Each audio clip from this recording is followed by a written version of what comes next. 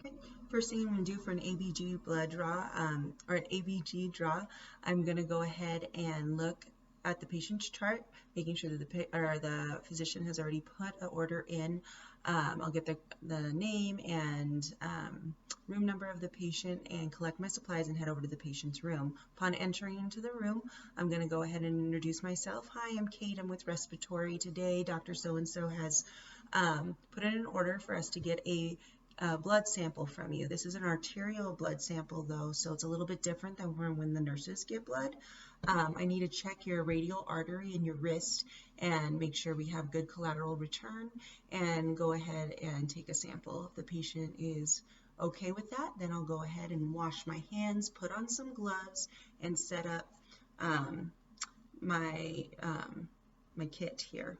So first thing I would do is do that test, the Allen's test, and make sure we do have collateral return. I'm going to put pressure on both arteries, ask the patient to make a fist, hold it for a little bit, and go ahead and lift the ulnar artery.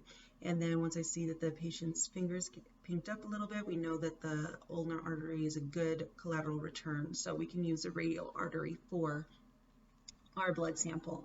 So the patient, I'm going to set their wrist up on a towel to make sure that the artery doesn't roll away from me when I'm trying to get the sample. I have palpated for the radial artery, and I'm going to keep my hand on the patient here. I have oh, actually, before I did that, I would go ahead and just fill out my label for the patient. Okay, I'm going to have name, the date, room number. I'm going to take a temperature of the patient, write that on there. When I did it, put it on my biohazard bag, so I'm all set.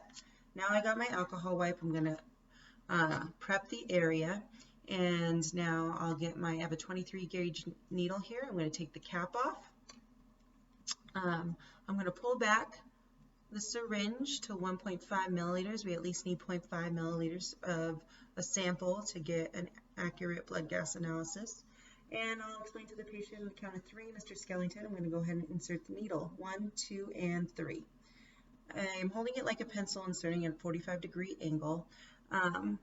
I have my gauze here. Once it's filled up, I have enough sample, at least 0.5 milliliters. I'm going to draw back my needle, holding down pressure on that artery the whole time and keeping the needle away from me. I'm going to cork the needle. I have my bandage here. I'm going to go ahead and place it on the patient. Now we'll take the needle off, go ahead and cap the needle. I'm going to send it off to lab. I need to look at that before I sent it off to make sure that there was no air bubbles or anything in my sample, because that will give a false reading for the analysis. So now that I have my sample, I'll ask the patient, Mr. Skellington, are you comfortable?